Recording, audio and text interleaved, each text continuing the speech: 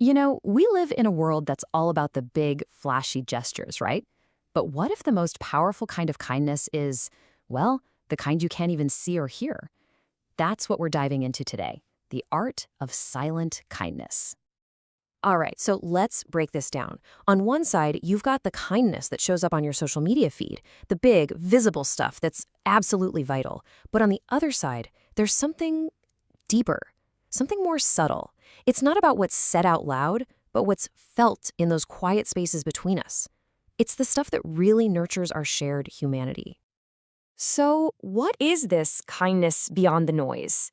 And look, it's really important to get this straight right away. This is not about being passive or just not caring. So, in this first part, let's get a really clear handle on what we're talking about. Okay, so here's the absolute key. This isn't just an absence of doing something, it is an active choice. It's about creating this safe, open space for someone else to just be, without you jumping in to try and fix them, or label their experience, or tell them what they should do. It comes from a place of deep respect, not just indifference. So, how does this actually play out in our day-to-day lives, in our relationships? Well, it starts with something that sounds simple but is actually pretty radical in our modern world: the gift of presence. There's this great phrase for it, the ministry of listening. And this isn't that kind of listening where you're just kind of waiting for the other person to take a breath so you can jump in with your story or your advice. We all do it sometimes, right? No, this is about offering a silent sanctuary. It's giving someone your full, undivided attention, which is a seriously radical act in a world that's constantly interrupting. And this quote, wow, it just nails it. Think about that phrase, colonize your experience. When we're truly listening, we're basically making a silent promise not to rush in and put our own labels, our own solutions all over what someone else is going through. We're respecting their experience as their own. And you can see this in action all over the place, right? It's about just being with someone with zero agenda, like a parent just quietly building blocks with their kid, or sitting with an older relative, just watching the sunset. In that shared silence, you're sending this incredibly powerful unspoken message. Hey, you are not alone in this. All right, next up, let's look at a different side of this coin. It's a kind of kindness that's just as powerful, but it's all about the words we choose not to speak. I mean, think about these. Every single one is a silent act of protection. You know that moment when you could correct someone's tiny mistake, but you just let it go? Or when you hear a juicy piece of gossip and you decide, nope, that story ends with me. You're actively protecting someone's dignity, and in doing so, you're building this incredible foundation of trust. Okay, but this one is probably the hardest of all, especially with the people we love. It is so tough to stand by and watch someone you care about struggle. But when we try to swoop in and fix their problems, that's really a kindness that's being screamed out of our own anxiety. The deeper kindness is to stand back in supportive silence, which basically broadcasts, I have faith in you, you've got this. And this quote just perfectly sums up that trust. When you make someone your project, you're basically telling them, you can't do this without me. But when you hold back, you're sending a much more powerful message.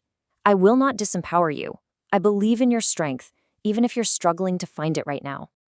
Okay, so we've talked about one-on-one relationships, but what if we zoom out? This idea of silent kindness, it actually has a huge, even global impact. Now, this might sound a little out there, but stick with me. The idea is that our own inner state, it kind of ripples out.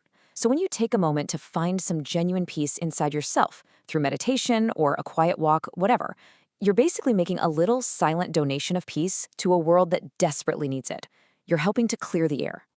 Think about it like this. Every time you feel that flash of road rage or get a frustrating email and you just pause, you take a breath, and you choose not to add your anger to the pile, that's a huge deal. It's unseen, it's anonymous, but in that moment, you are being a still, calm point in a crazy, spinning world. And this doesn't just apply to people. It extends to the whole planet, to the more than human world. You know that feeling when you're standing in front of a giant mountain or deep in a forest and you're just filled with this quiet awe?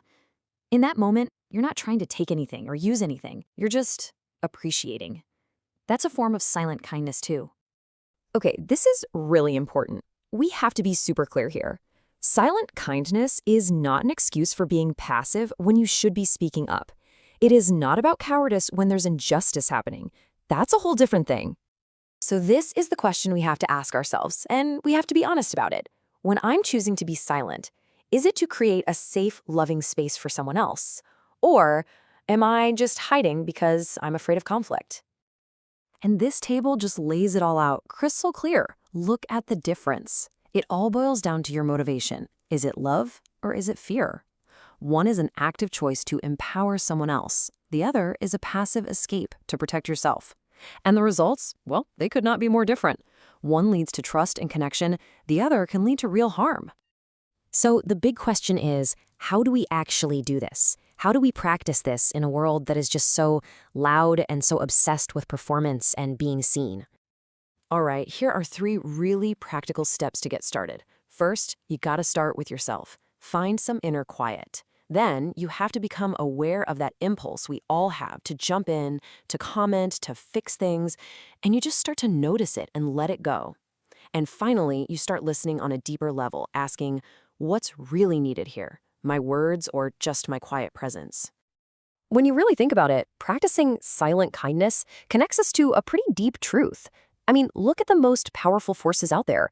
The sun that gives us life, the soil that holds a seed, they do their most important work in silence.